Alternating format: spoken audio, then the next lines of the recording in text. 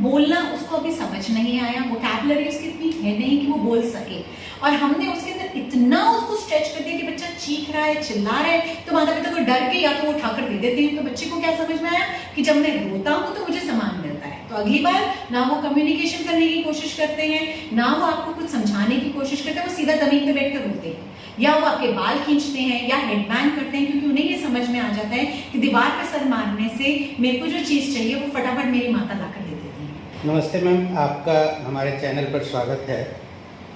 आज हम बात करेंगे ऑटिज्म स्पेक्ट्रम डिसऑर्डर के कुछ बेसिक जानकारियों के बारे में। तो ऑटिज्म के शिकार बच्चे के माता पिता को उनकी देखभाल के लिए और उनके खान पान के लिए आप क्या क्या सावधानियां बरतने की सलाह देंगे और क्या आप गाइड करना चाहेंगे? ऑटिज्म के अंदर जैसा मैंने अभी बताया था, सेंसरी डिसफंक्शन होते हैं।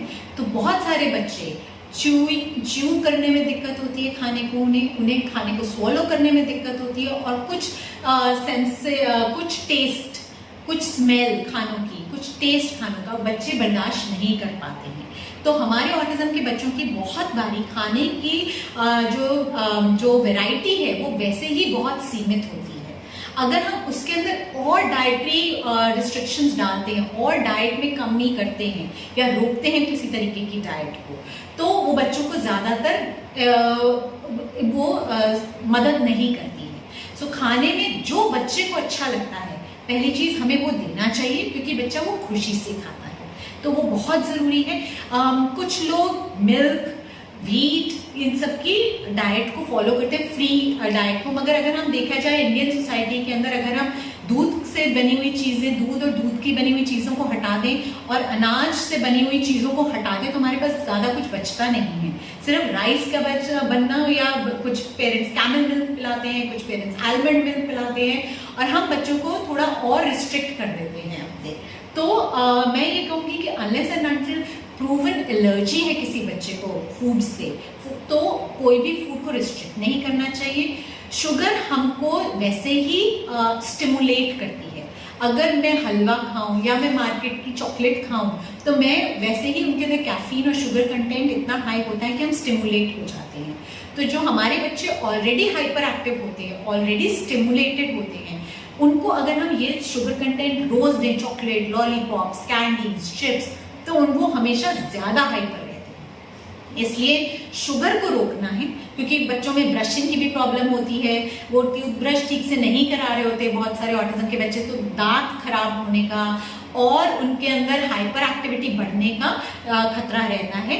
इसलिए जो शुगर है उसके कंटेंट को रोकना चाहिए। मैं ये बिल्कुल नहीं मानती कि शुगर को बंद कर देना चाहिए। घर में बना हुआ कम चीनी का हलवा हमको बच्चे को देना चाहिए, घर में बना हुआ कम चीनी का केक हमें बच्चे को खिलाना चाहिए, लेकिन बाहर की चीजें जिसमें शुगर कंटेंट हाई है उसको हमें जरूर कंट्रोल करना चाहिए। बाकी जो बच्चा खाने में इंटरेस्टेड है उसको उसकी उस टाइम पे ग्रोथ के लिए हर एक चीज की पौष्टिक खाने की बहुत जरूरत है। इसलिए हमें खाने में कोई कट नहीं करना चाहिए unless and until suggested by a doctor.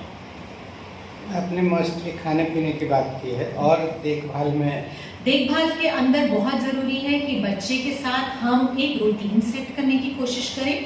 रोज़ अगर माता पिता अलग अलग तरीके से बच्चे को उठाएंगे, अलग अलग काम कराएंगे, किसी दिन उठाकर बच्चे को हमने पहले नहलाया, अगले दिन उठाकर पहले बच्चे को नाश्ता करा दिया, एक दिन उठाकर हमने बच्चे को टॉयलेट सीट पर बिठा दिया, तो बच्चे के माइंड के अंदर एक रूटीन नहीं सेट हो सकता। हमें ये समझना है कि ये 3 या 4 साल के बच्चों के अंदर कम्युनिकेशन में वैसे ही लैग है, यानी कि वो हमारी बात समझने में असमर्थ है किसी लिमिट तक, और हम उनको बात समझाने में असमर्थ हो रहे हैं क्योंकि एक कम्युनिकेशन गैप आ रहा है। उसके अंदर जितना हम रूटीन में चल सके उतना बच्चे के हम बिहेवियर्स को कंट्रोल कर सकते हैं, उतना बच्चे के बिहेवियर टैंट्रम्स को हम सावधानी से समझकर उनके एंजाइटीज को, उनके बिहेवियर प्रॉब्लम्स को हम कंट्रोल में ला सकते हैं। तो एक बहुत ज़रूरी चीज़ है कि हमें रूटीन्स फॉलो करने चाहिए अपने बच्चों के साथ। दूसरा, हमें जो भी इंस्ट्रक्शन देनी है उनके आई लेवल पे जाकर आई कांटेक्ट के साथ देनी चाहिए। हमें इंतज़ार करना चाहिए कि हमारे बच्चे हमसे आके कम्युनिकेट करें।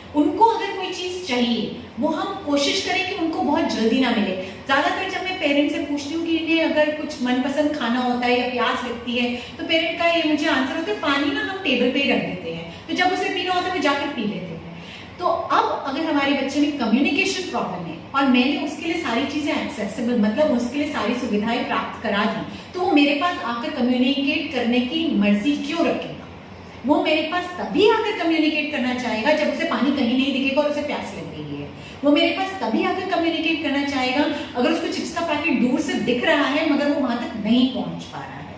तो मुझे अपने एनवायरनमेंट के अंदर, अपने घर के अंदर ऐसे स्टेप्स लेने चाहिए कि बच्चे को चीजें दिखाई दी उसके मनपसंद की, मगर वो बहुत जल्दी ना पहुंच पाए, ताकि वो मेरे पास आए, मेरे से किसी तरीके से वर्बली बोलकर, नॉन वर्बली बोलकर कम्युनिकेट करने की कोशिश करे और तब मैं उसे चीजें दूं, ताकि मेरा माता पिता का और बच्चे का एक कम्युनिकेशन चैनल उत्पन्न हो। तो ये हमें बिल्कुल ध्यान में रखना है, मगर हमें फोर्स भी नहीं करना है। मैंने बहुत सारे माता पिताओं के साथ बात करी, वो कहते हैं हम ना जब तक ये बोल देगा नहीं हम देते ही नहीं है इसे। तो क्या होता है कि ये अपने बोलना ही छोड़ देता है और ये हमारे पास आना भी छोड़ देता है। तो बच्चे को क्या लगेगा, बोलना उसको अभी समझ नहीं आया, वोकैबुलरी उसकी इतनी है नहीं कि वो बोल सके, और हमने उसके अंदर इतना उसको स्ट्रेच कर दिया कि बच्चा चीख रहा है, चिल्ला रहा है, तो माता पिता को डर के या तो वो उठाकर दे देते हैं। तो बच्चे को क्या समझ में आया कि जब मैं रोता हूँ तो मुझे सामान मिलता है। तो अगली बार ना वो कम्युनिकेशन करने की कोशिश करते हैं, ना वो आपको कुछ समझाने की कोशिश करते हैं, वो सीधा जमीन पे बैठकर रोते हैं, या वो आपके बाल खींचते हैं या हेडबैंग करते हैं, क्योंकि उन्हें ये समझ में आ जाता है कि दीवार पर सर मारने से मेरे को जो चीज चाहिए वो फटाफट मेरी माता लाकर दे देती है। तो इसलिए जो बच्चों को चाहिए वो बच्चों तक पहुंचे और हमें उसको पॉजिटिवली उनको कम्युनिकेशन सिखाकर वो चीज देनी चाहिए। उन्हें किसी भी चीज के लिए फोर्स नहीं करना चाहिए, ना बोलने के लिए, ना आई कांटेक्ट के लिए। बट अगर आप ट्राई करेंगे और आप बच्चे के आई लेवल से थोड़ा सा नीचे होंगे तो बच्चा हमेशा आपकी तरफ देखेगा। जब वो आपका हाथ पकड़ के आपको किसी चीज के पास लेके जा रहा है, अगर आप हाथ को थोड़ा सा पीछे से खींचेंगे तो वो एक बार ही आपको पलट के जरूर देखेगा। तो वो जो कनेक्ट है हमें उसको बिल्ड करना है ऑटिज्म के